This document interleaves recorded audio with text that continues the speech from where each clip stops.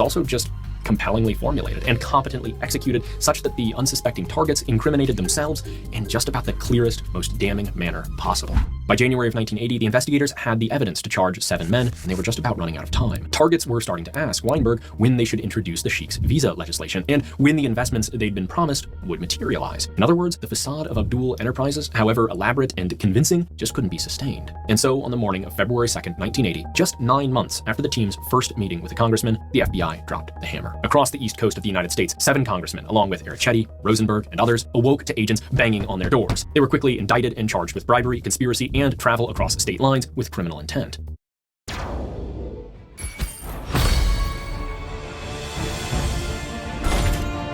When news broke, the nation was stunned. Maybe not even so much at the revelation of corruption in Washington, as at the idea that the FBI actually cared. Yet, as some praised the Bureau, others immediately registered concern about the lengths to which they had gone to invent these crimes and the tactics used to invite the congressman into self-incrimination. Congress, meanwhile, attempted to balance condemnation of the corrupt members with criticism of the Bureau's tactics. The chair of the Senate Ethics Committee declared the FBI itself needed to be investigated, given how much it had crossed the line in pursuing congressmen. Echoing those concerns, most of the defendants claimed entrapment, either in their jury trials or on appeal, asserting that the government pressured them into actions to which they were not personally predisposed. But each took on their own unique flavor, especially those of our leading men. Madman Kelly had a characteristically bizarre defense strategy, whereby he insisted that he was actually conducting his own counter-investigation of the supposed Sheikh and his associates. All the bribe money he accepted and spent were operational expenses. While this defense didn't quite sway the jury, an appeal judge actually threw out Kelly's case, arguing his due process rights had been violated. For a moment, Kelly was the only congressman to beat the charges until a higher appeal judge reaffirmed his conviction. Myers, meanwhile, had the genius idea to claim that prior to the meetings caught on camera, he was coached by Weinberg, that the whole thing was a charade, that the Sheikh just wanted to have some fun by pretending to bribe a politician. When the chair of a House Ethics Committee inquiry asked him why then he received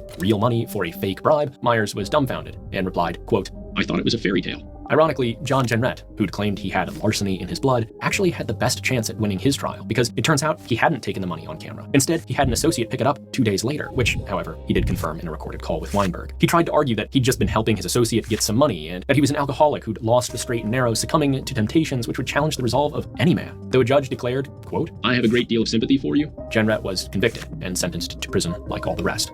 Now, batting 1,000 on convictions of sitting members of Congress is no mean feat. And yes, part of the reason is that these guys were pretty dumb. But also, the investigation just worked. It was a realistic simulation of the sorts of proposals that could be made to a political figure, and these guys accepted it. And importantly, not everybody approached by the FBI did, for the same reason that the FBI was able to neutralize all the entrapment claims, because the investigation was cleanly run. When targets said no, like in the case of House Speaker Tip O'Neill, the FBI backed off. When they said no, but the FBI didn't. And it clearly wasn't a targeted hit job by the executive branch either. 6 of the 7 convicted were members of President Carter's party, and larceny-blooded Jenrette was actually the first member of Congress to endorse Carter for the nomination when he ran in 1976.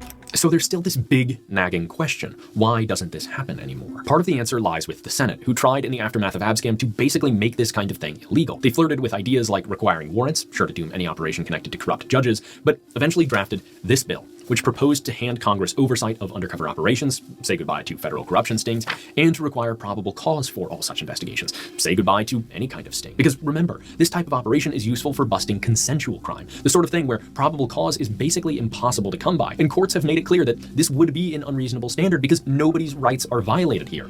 It's up to you to make sure the person you're talking to is trustworthy when you say you've got larceny in your blood. And though I mentioned at the outset of this video that this bill was never ratified, it was a warning shot to the FBI, and they took notice. The Department of Justice ultimately adopted some procedures that made conducting undercover ops harder, and though that's not necessarily a bad thing, their rules went further by setting special conditions that made investigating politicians especially difficult. So yeah, part of the reason we don't see investigations like this is just that politicians are protected from it more than private citizens, which just seems wrong. But this is where the question of that red line comes back in, where we have to ask, at what point are we at risk of enabling abuse by an unelected intelligence community? Remember, the FBI's behavior and reputation from the Hoover period and Watergate. That is what it looks like when agencies like the FBI have no guardrails. Yet when politicians are so clearly predisposed and willing to take bribes, it's hard to say those guardrails should be designed to provide them with special protections.